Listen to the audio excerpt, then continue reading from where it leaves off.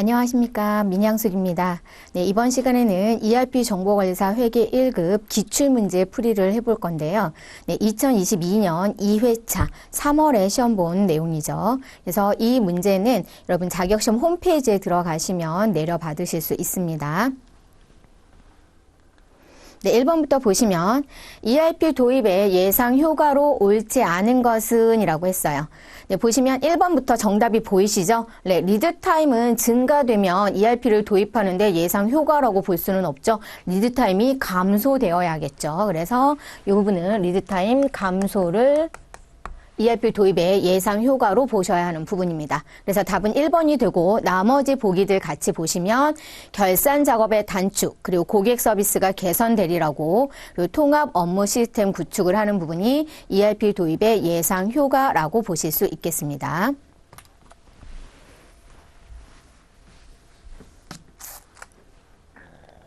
네, 문제 2번입니다. ERP의 의미에 대한 설명 중 기업의 경영 활동과 연계하여 볼 때 다음 중 가장 적절하지 않은 것은? 네, 1번 산업별 베스트 프랙티스를 내재화하여 업무 프로세스 혁신을 지원할 수 있다. 네, 2번 기업 경영 활동에 대한 시스템을 통합적으로 구축함으로써 생산성을 극대화시킨다. 3번 ERP는 패키지화되어 있어서 신기술을 도입하여 적용하는 것은 어렵다. 네, 우리 ERP 패키지화 되어 있다 하더라도 신기술 도입하는 적용 부분이 어렵지 않습니다. 좀 더 쉽다라고 볼 수가 있는 부분이죠. 그래서 답은 3번이 되겠습니다. 보기 4번 기업 내 모든 인적, 물적 자원을 효율적으로 관리하여 기업의 경쟁력을 강화시켜주는 역할을 하게 됩니다. 그래서 2번의 답은 3번이 되겠습니다. 문제 3번. ERP의 성공적인 구축을 위한 주요 요인으로 옳지 않은 것은? 1번 IT 중심의 프로젝트로 추진하지 않도록 해야 합니다. 2번 최고 경영층이 프로젝트에 적극적 관심을 갖도록 유도하고요. 3번 회사 전체적인 입장에서 통합적 개념으로 접근하도록 해야 합니다. 그럼 답은 4번이 되겠네요. 4번 기업이 현재 수행하고 있는 현재 업무 방식을 그대로 고수하지 말아야 하는 부분입니다. 그런데 지금 4번 보기에서는 기업이 수행하고 있는 현재 업무 방식만을 그대로 잘 시스템에 반영하도록 한다. 네, 성공적인 구축을 위해서는 현재 업무 방식만을 고수하지는 말아야 하는 부분입니다. 그래서 답은 4번이 되겠습니다. 문제 4번. 보기의 내용은 ERP 구축 절차 4단계 중 어느 단계에 해당하는가? 네, 우리 구축 절차 4단계는 분석 단계, 설계 단계, 구축 단계, 구현 단계 이렇게 4단계로 되어 있죠. 그중에서 보기에서 보시는 데이터 전환 및 시험 가동이라는 부분은 구현 단계에서 하는 부분입니다. 그래서 답은 1번이 되겠습니다. 문제 5번이요. 베스트 프랙티스의 도입을 목적으로 ERP 패키지를 도입하여 시스템을 구축하고자 할 경우 가장 옳지 않은 것은? 1번 BPR과 ERP 시스템 구축을 병행하는 방법. ERP 패키지에 맞추어 BPR을 추진하는 방법, 기존 업무 처리에 따라 ERP 패키지를 수정하는 방법, BPR을 실시한 후에 이에 맞도록 ERP 시스템을 구축하는 방법.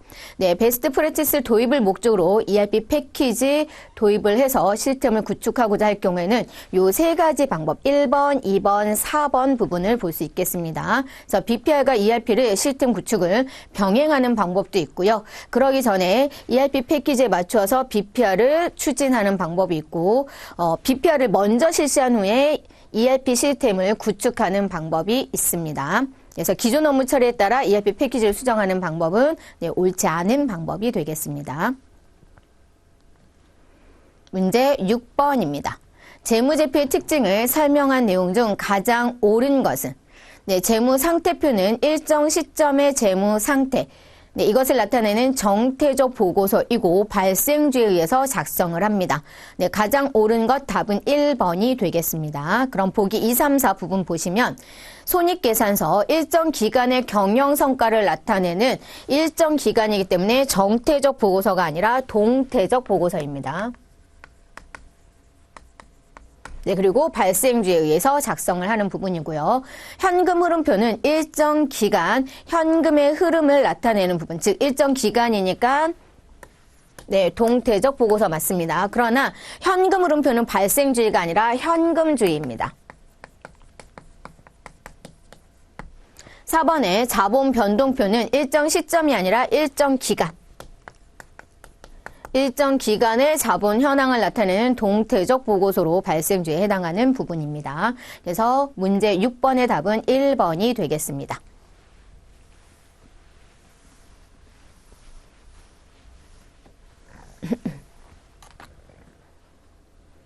문제 7번입니다.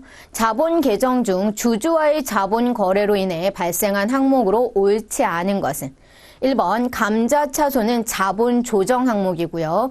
2번 이익준비금은 이익잉여금, 3번 주식할인 발행 차금은 자본 조정, 자기주식 처분이익은 자본잉여금에 속합니다. 그래서 1번, 3번, 4번은 자본 거래를 통해서 발생된 부분이고 이익준비금은 손익거래를 통해서 발생된 부분입니다. 그래서 발생한 항목 자본거래로 인해서 발생한 항목으로 옳지 않은 건 2번이 되겠습니다. 2번은 이익잉여금으로 손익거래를 통해서 발생된 잉여금이다 라고 볼 수 있습니다.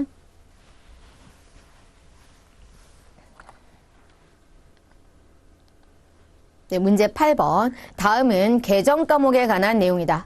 가부터 라에 관련 있는 항목으로 적절한 단어를 보기에서 고른 것으로 옳은 것은 이라고 했어요. 네, 자기 주식은 자본 조정에 해당이 됩니다. 자기 주식은 자본 조정. 자기 주식 처분 손실 자본 조정입니다. 자기 주식 처분 이익은 자본 잉여금이고요.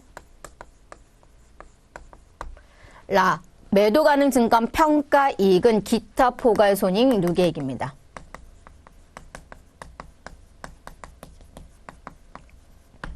네, 그럼 관련 있는 항목으로 적절한 단어를 보기에서 고른 것으로 옳은 것은 이라고 했으니까 네, 라가 되겠죠. 그래서 답은 4번이 되겠습니다.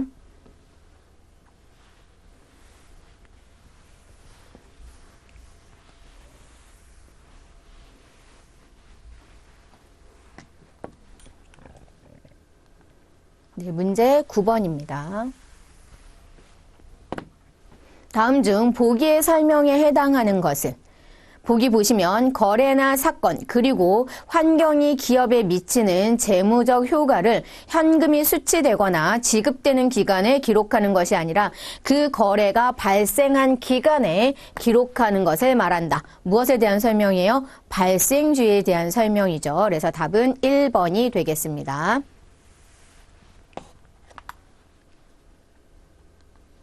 문제 10번입니다. 연도 말에 결산을 하는 주식회사 무릉의 외상매출금에 대한 대손 충당금 계정이 다음과 같을 경우 단기 말에 계상해야 하는 외상매출금의 대손 상각비와 단기 말 대손 충당금 잔액은 각각 얼마인가? 네, 대손 충당금 계정 보시면 1월 1일 전기 2월 된 금액 기초금액이 75,000원 있고요. 4월 15일 날 차변에 외상매출금 35,000원 있다라는 얘기는 차변의 대손 충당금, 대변의 외상 매출금 했다는 얘기죠. 즉 외상 매출금 중에 회수 불능한 금액이 있어서 대손 충당금과 상계 처리한 내용입니다. 이렇게 되면 지금 4월 15일 현재는 대손 충당금 잔액이 얼마가 남아요? 4만 원이 남죠.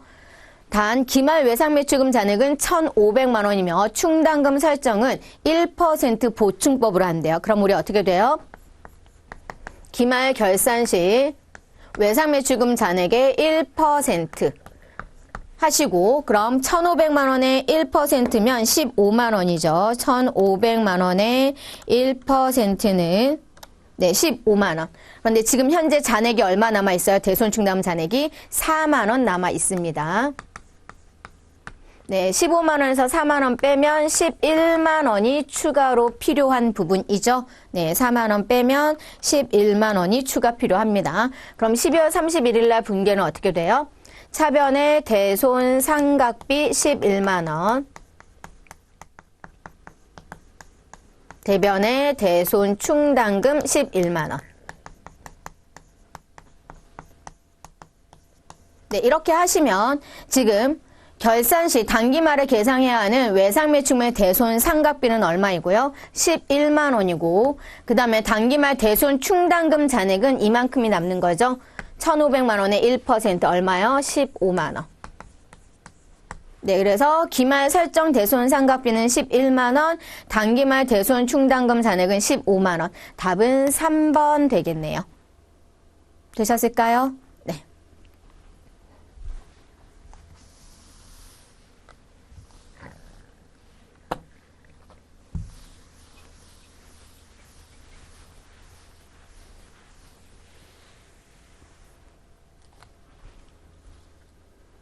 문제 11번입니다. 차변의 계정 과목을 매출 채권으로 처리할 수 없는 것은 무엇인가?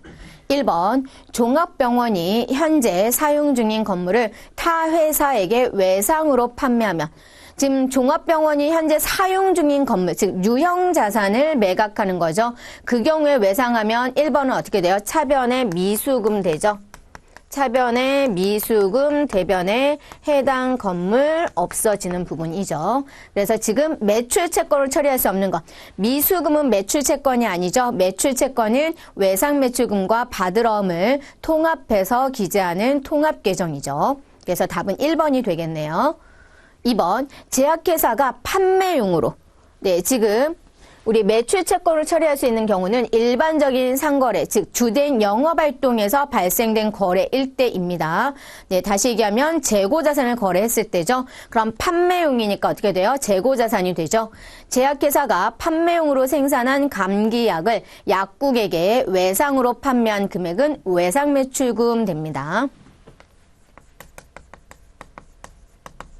네, 차변의 외상매출금 되죠. 그리고 대변은 제품이 되겠네요. 네, 이렇게 되겠죠. 자, 3번 보시면 건설회사가 분양 목적이에요. 건설회사 분양하는 부분이죠. 분양 목적으로 건설한 아파트를 청약자에게 외상으로 분양 판매한 금액 역시 외상 매출금입니다. 4번 선박 제조회사가 이전에 수주한 선박을 완성하여 발주자에게 인도하면서 외상으로 판매한 금액 역시 외상 매출금 되죠. 네, 그러면 2번, 3번, 4번은 매출 채권을 처리할 수 있고요. 1번은 미수금이라는 채권으로 처리하게 되는 부분입니다. 그래서 문제 11번의 답은 1번이 되겠습니다.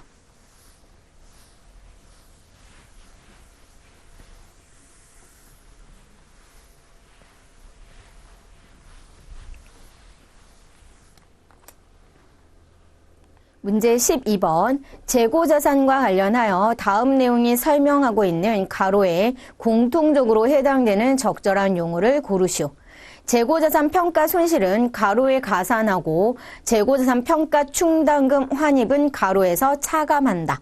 네, 이 가로 안에 들어갈 건 뭔가요? 네, 매출원가죠. 재고자산 평가 손실은 매출원가에 가산하고 재고자산 평가 충당금 환입은 매출원가에서 차감하는 내용입니다.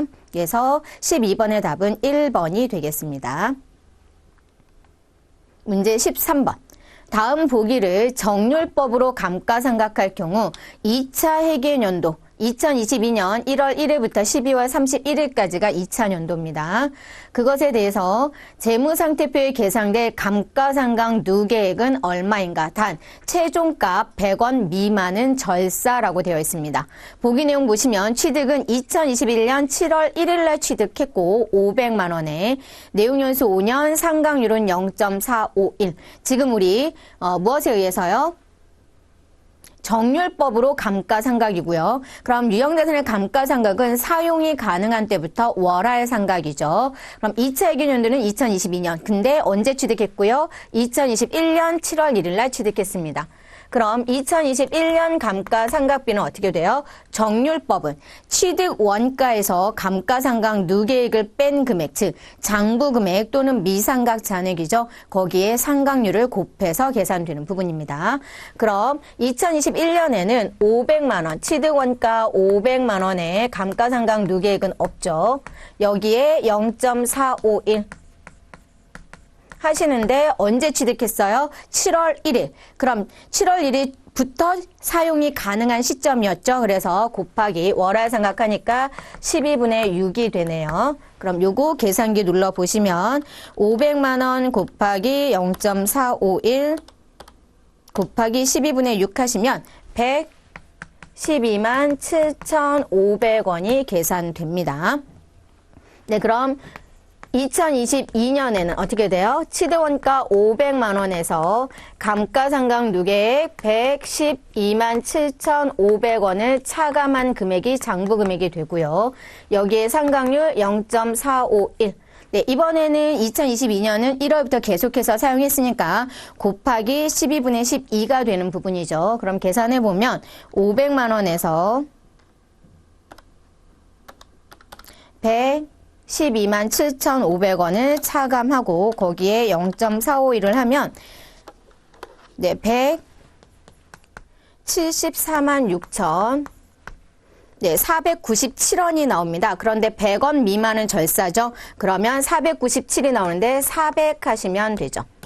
네, 100원 미만 절사. 그래서 2022년 재무상태표에 계상될 감가상각비 누계액은 두 개를 더하면 됩니다. 네, 두 개를 더하면 287만 3,900원이 되네요. 네, 287만 3,900원은 답은 4번이 되겠습니다. 됐을까요? 네, 이렇게 해서 13번의 답은 4번이 되겠습니다.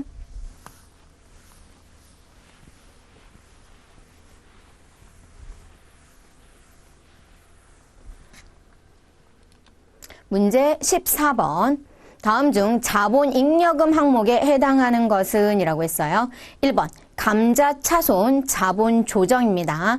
2번 주식 발행 초과금은 자본 잉여금이고요. 3번에 자기주식 처분 손실 자본 조정. 4번에 매도 가능 증권 평가 손익은 기타 포괄 손익 누계액에 해당이 됩니다. 그래서 자본 잉여금에 해당하는 것은 2번 주식 발행 초과금. 네, 우리 자본 잉여금에 해당하는 것 대표적인 세 가지 뭐 있었어요? 주식 발행 초과금, 감자 차익, 자기주식 처분 이익 있었죠. 그래서 14번의 답은 2번. 문제 15번. 다음은 회계정보의 질적 특성과 수익의 인식 시점에 대한 설명이다. 이 중 가로에 공통적으로 적합한 용어를 기술하시오. 네, 재무정보가 갖춰야 할 가장 중요한 질적 특성은 무엇과 무엇이 있어요? 목적 적합성과 신뢰성이 있죠. 특정 거래를 회계 처리할 때 대체적인 회계 처리 방법이 허용되는 경우 목적 적합성과 신뢰성이 더 높은 회계 처리 방법을 선택할 때에 재무정보의 유용성이 증대됩니다.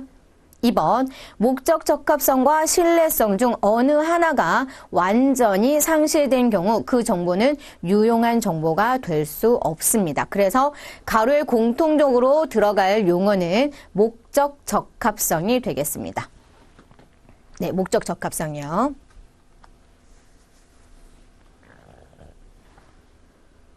문제 16번. 다음에 자산 계정들을 일반 기업회계 기준에 따라 유동성 배열법으로 배열 순서를 나열하시오. 정답은 순서에 따라 숫자로 입력. 예시 보시면 1, 2, 3, 4 이런 식으로요. 그럼 지금 보시면 차량 운반구는 유형자산입니다. 상품 재고자산이고요. 당좌예금 당좌자산입니다.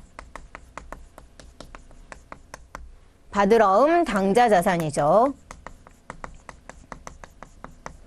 유동성 배열법으로 배열을 한다라는 얘기는 유동성이 큰 항목부터 배열하는 거예요. 그러면 유동성이 가장 큰 항목은 3번.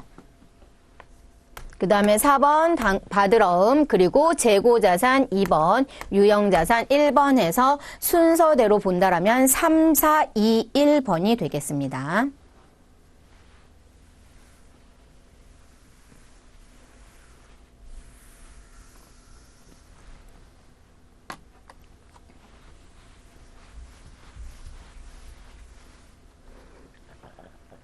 네, 문제 17번. 보기는 주식회사 무릉의 재고 관련 자료들이다. 자료를 이용하여 매출 원가를 구하시오. 답은 숫자로 표기하시오. 네, 매출 원가는 어떻게 구해요? 매출 원가는 기초 재고액에다가 단기 순매입을 더하죠. 단기 순매입액은 더하고 기말 재고액은 차감합니다. 이렇게 해서 구하는 부분. 그럼 지금 여기서 보시면 기초 재고액은 얼마요? 20만 원. 기말 재고액은 10만 원입니다. 그럼 여기에 단기 순매입액만 구하시면 되는데 단기 순매입액은 총 매입액에서 이 총 매입에는 부대 비용도 포함을 하시는 거죠. 네, 그리고 무엇을 차감해요? 매입, 애누리, 매입 환출, 그리고 매입 할인은 차감하죠. 네, 그래서 보시면 단기 총 매입액은 150만 원이에요.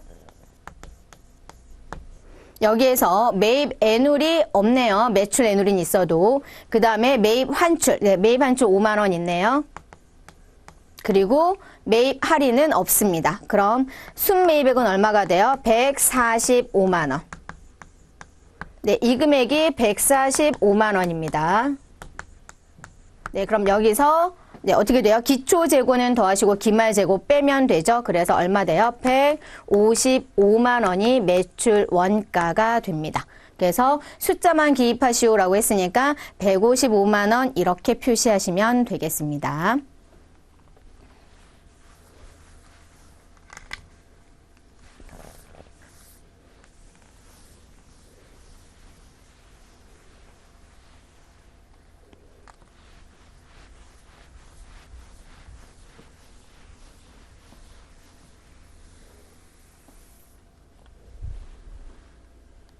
문제 18번.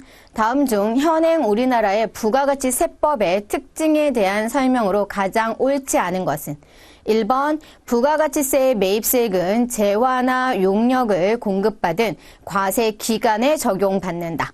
맞죠? 2번 원칙적으로 모든 재화와 용역의 소비행위 사실에 대해 과세하는 일반 소비세입니다.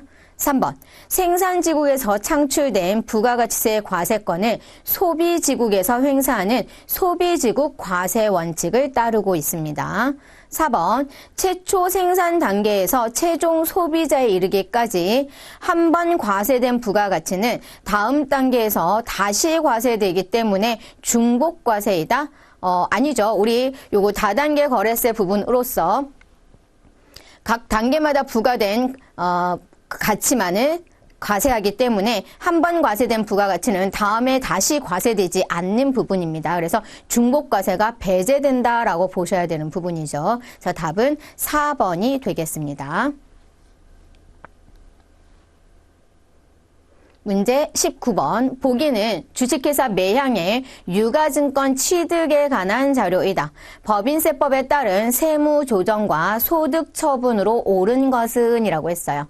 보기 보시면 주식회사 매향은 특수관계자인 대표이사로부터 시가 3만 원인 유가증권을 2만 5천 원에 매입하고 장부상 유가증권의 취득가액도 2만 5천 원으로 계상하였다.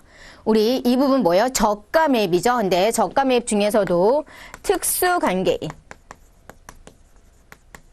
특수관계인인 개인으로부터 무엇을? 유가증권을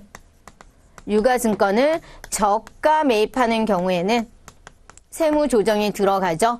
네, 그 말은 우리 세법상은 어떻게 돼요? 세법상은 이 유가증권을 얼마로 인식해야 돼요? 유가증권을 3만 원으로 보셔야 됩니다. 그런데 지금 회계에서는 취득가액을 2만 5천 원 했죠? 자산을 감소시켰네요. 그래서 이만큼 어떻게 해요? 입금 산입해야죠.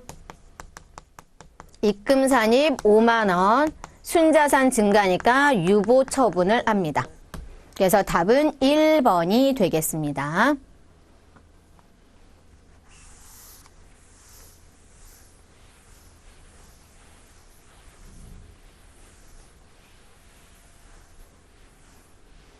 우리 일반적인 저가 매입은 세무 조정하지 않는데 지금 보기처럼 특수관계인인 개인으로부터 유가증권을 저가 매입하는 경우에는 세무 조정이 발생합니다.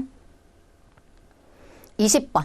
다음 중 현행 우리나라의 부가가치세법상 공급 시기에 대한 설명 중 가장 옳지 않은 것은 1번 상품권 판매. 상품권이 고객에게 인도되는 때는 선수금 처리하시고 언제 공급 시기로 봐요? 이 상품권 판매 부분은 상품권이 회수되는 시점입니다. 즉 상품권이 회수되면서 물건이 나갈 때 그때 인식하는 부분입니다.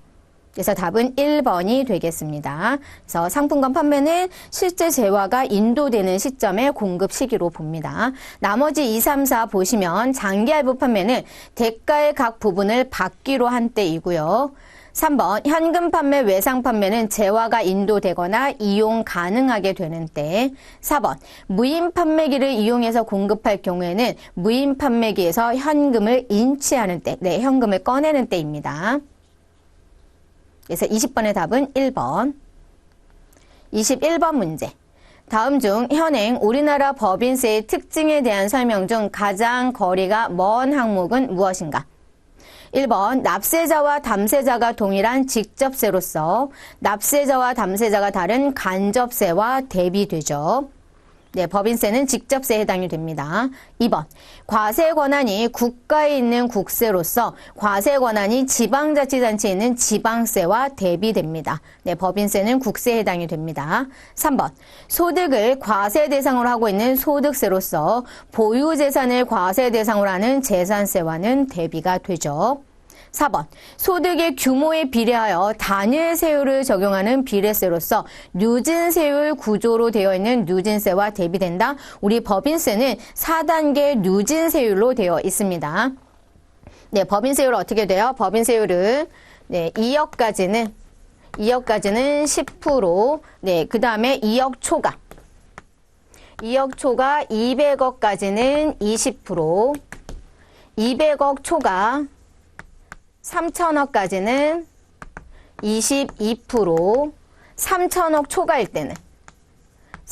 초과일 때는 25%, 이렇게 4단계 초과 누진세율로 되어 있습니다.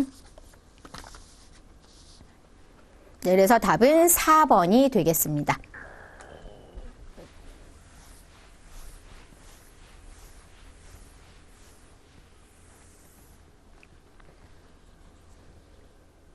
네, 22번 문제요. 법인세법상 세무조정 시 유보로 소득 처분하는 항목으로 옳지 않은 것은 1번 감가상각비 과대 계상액. 네, 한도 초과하게 되면 그 한도 초과액은 송금 불산입하고 유보 처분합니다.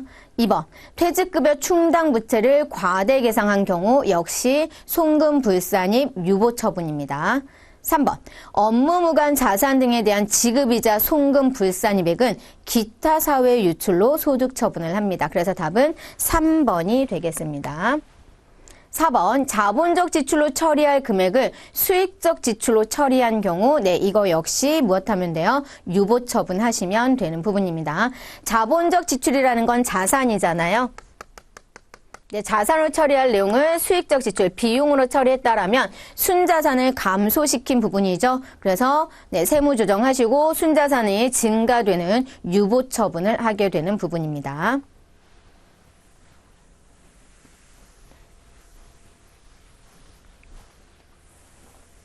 네, 4번 송금 불산입 유보하시면 됩니다. 그래서 22번의 답은 3번이 되겠습니다.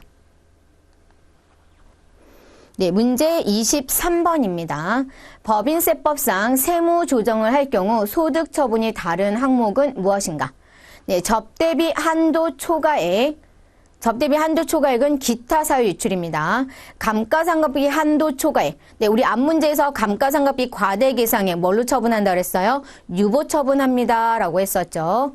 그다음에 3번 지정기부금 한도 초과액 기타 사회 유출입니다. 4번 임대보증금 등의 간주임대료도 기타 사회 유출. 그래서 1번 기타 사회 유출, 2번은 유보, 3번 기타 사회 유출, 4번 기타 사회 유출에서 답은 2번이 되겠습니다.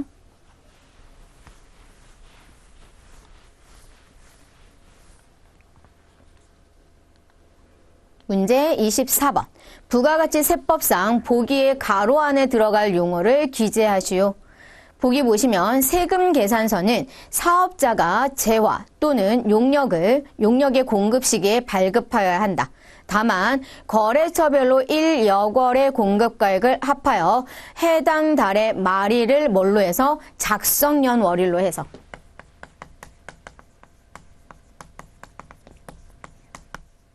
작성연월일로 하여 세금 계산서를 발급하는 경우에는 재화 또는 용역의 공급일이 속하는 달에 다음 달 10일까지 세금 계산서를 발급할 수 있습니다. 그래서 가로 안에 들어갈 용어는 작성연월일이 되겠습니다.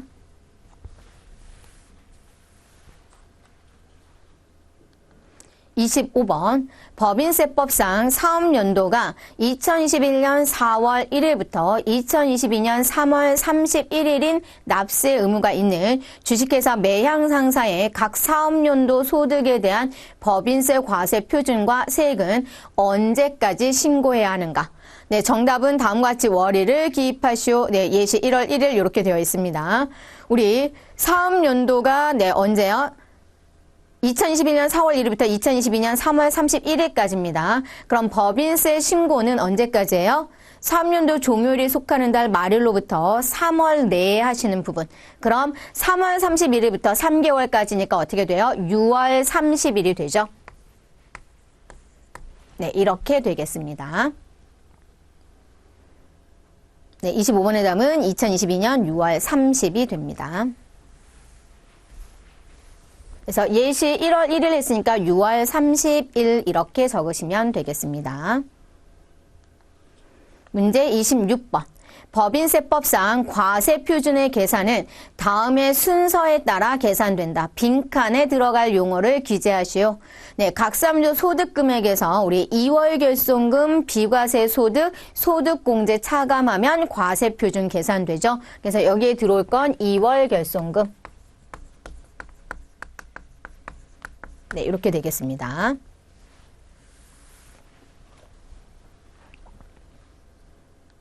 문제 27번. 조업도의 증감에 따른 변동비 및 고정비의 원가 행태 변화에 대한 설명으로 옳지 않은 것은 우리 조업도 증감에 따라 변동비와 고정비 구분할 수 있죠.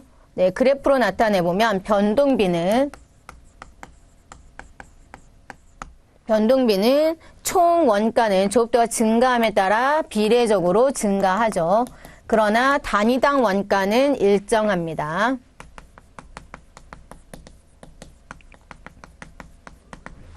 네, 고정비는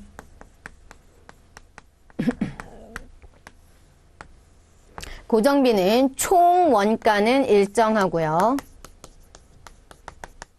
조업도가 증가해도 총 원가 일정하니까 단위당 원가는 어때요? 조업도가 증가함에 따라 감소하죠.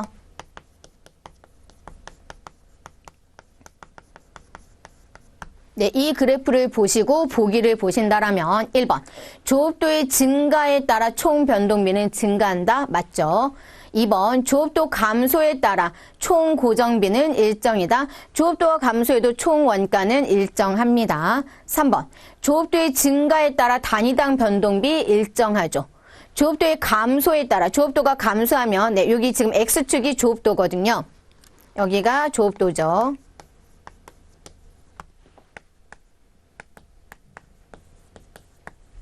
네, 조업도가 감소함에 따라 단위당 고정비는 증가하죠. 감소하는 게 아니라 네, 이 부분은 증가.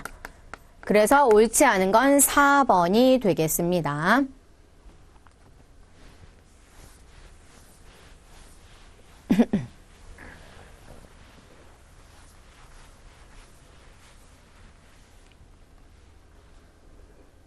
(28번) 문제.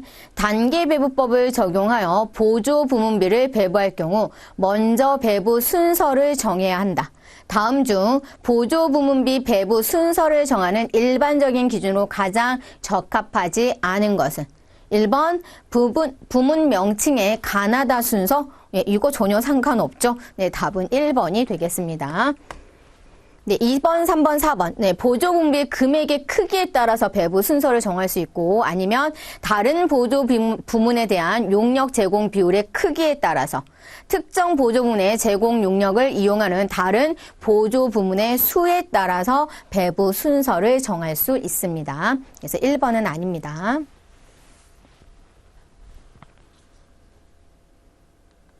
29번. 종합원가 계산을 채택하고 있는 주 생산성의 당해년도 제조 관련 자료는 보기와 같으며 재료 원가는 공정처에 전량 투입되었다. 선입선출법을 적용하여 재료 원가의 총 완성품 환산 수량을 계산하면 얼마인가? 네, 재료 원가는 공정초의 전량 투입입니다. 네, 그럼 선입선출이니까 여기 단기 완성품 수량은 어떻게 돼요? 물량 흐름을 보면 기초에 있던 200개가 먼저 완성이 되고 그리고 착수해서 나머지 1600개가 완성되는 거죠. 그래서 물량 흐름 보시면 완성은 기초 200개가 먼저 완성이 되고 네, 1800개 중에서 200개는 기초에서 그럼 나머지 1600개는 착수해서 네, 그리고 기말 500개 있습니다. 우리 기초의 완성도 몰라도 상관없죠. 문제에서 구하라고 한 건 재료 원가인데 재료 원가는 공정처의 전량 투입이니까. 네, 그러면 완성품 환산량. 네, 완성품 환산 수량을 구하라고 되어 있죠. 무엇에 대한? 재료 원가에 대한. 그럼 이 부분은 처음에 다 받아와서 새롭게 추가되는 거 없고요. 착수는 1600개 분량. 기말 제공품, 네, 공정처의 500개 분량이 모두 투입이 됐습니다. 그래서 재료 원가의 완성품 환산 수량은 2100개. 답은 4번이 되겠습니다.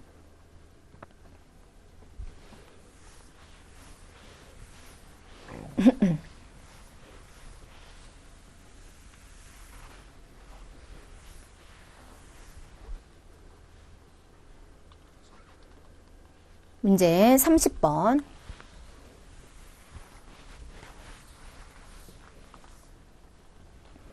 다음 보기의 내용을 이용할 경우 주 생산성의 매몰 원가는 얼마인가? 단 금액만 적으시오.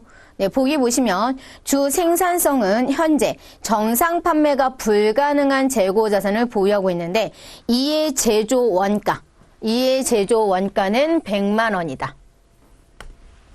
주 생산성은 재고 자산을 처분하기 위해 다음과 같은 의사결정안을 수립하였다.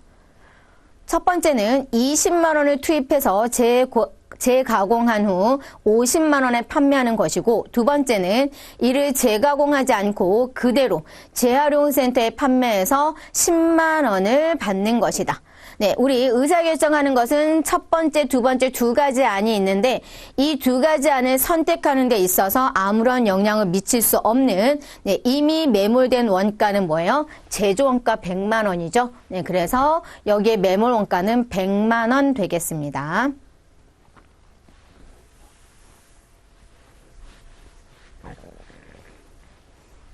네, 매몰 원가라는 것은 어떤 의사결정을 하는 데 있어서 네, 아무런 영향을 미칠 수 없는 비관련 원가를 얘기하는 거죠. 그래서 대부분 뭐예요? 장부가액을 얘기하죠. 취득원가. 그래서 30번의 답은 네, 이 재고 자산의 제조 원가인 100만 원이 매몰 원가가 되겠습니다. 31번. 주 생산성은 제조 간접비를 직접 노무 시간을 기준으로 배부하고 있으며 다음 보기는 원가 계산과 관련된 자료이다. 이를 이용하여 주 생산성의 시간당 제조 간접비 예정 배부율을 계산하면 얼마인가? 단 금액만 적으시오라고 되어 있어요.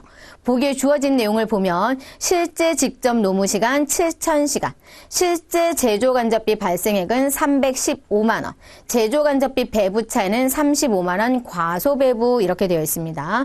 네, 문제가 물어본 건 제조 간접비의 예정 배부율이고요. 네, 제조 간접비 예정 배부율을 구하는 문제인데 네, 이 제조 간접비 예정 배부율을 가지고 무엇을 구할 수 있어요? 예정 배부액을 계산할 수 있죠. 제조간접비의 예정 배부액은 실제 배부 기준에 제조간접비 예정 배부율을 곱하는 거죠. 문제가 물어본 건 이게 얼마입니까? 라고 했고요. 실제 배부 기준은 실제 직접 노무 시간이죠. 7,000시간. 했을 때 예정 배부액 알면 제조간접비 예정 배부액 구할 수 있죠. 네, 이 제조간접비 예정 배부액은 여기서 구할 수 있죠. 제조간접비 배부 차이가 35만 원 과소 배부래요. 과소 배부란 얘기는 실제보다 예정 배부가 적게 배부됐습니다. 라는 뜻이죠. 네, 실제 제조간접비 발생액이 얼마요? 315만 원. 그런데 예정 배부는 이거보다 35만 원 과소 배부. 네, 그러면 315만 원보다 35만 원 과소 배부이면 네, 280만 원입니다. 그럼 얘가 280만 원. 네, 그럼 나왔죠? 네, 7,000시간에다가 예정 배부를 곱했더니 280만 원. 그럼 280만 원을 7,000시간으로 나눠주면 되죠. 그럼 시간당 얼마 나와요? 400 나옵니다. 그래서 답은 400이 되겠습니다. 되셨나요? 네.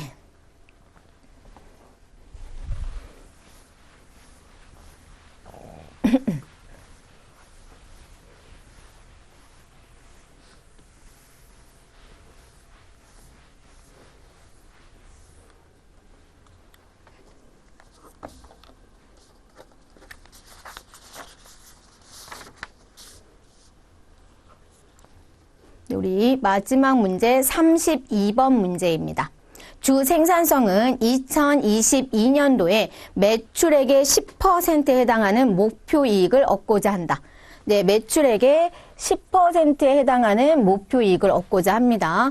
다음 보기의 목표 매출액 계산식에서 A에 들어갈 적절한 숫자를 기재하시오. 예를 들어서 0.1, 0.9 이렇게 숫자로만 표기할 것 되어 있어요.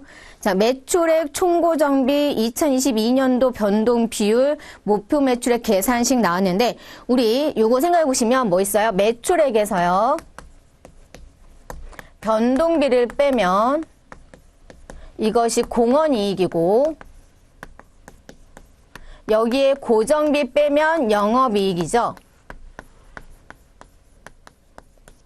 이 문제에서 매출액의 10%에 해당하는 목표이익. 그럼 이 영업이익이 매출액의 10%이고자 하는 거잖아요. 네, 그랬을 때 요 목표 매출액 계산식, 즉 여기가 영업이익이 매출액의 10%가 되는 매출액이 얼마입니까? 라는 거죠. 자, 여기에서 요 매출액을 S라고 줬고요.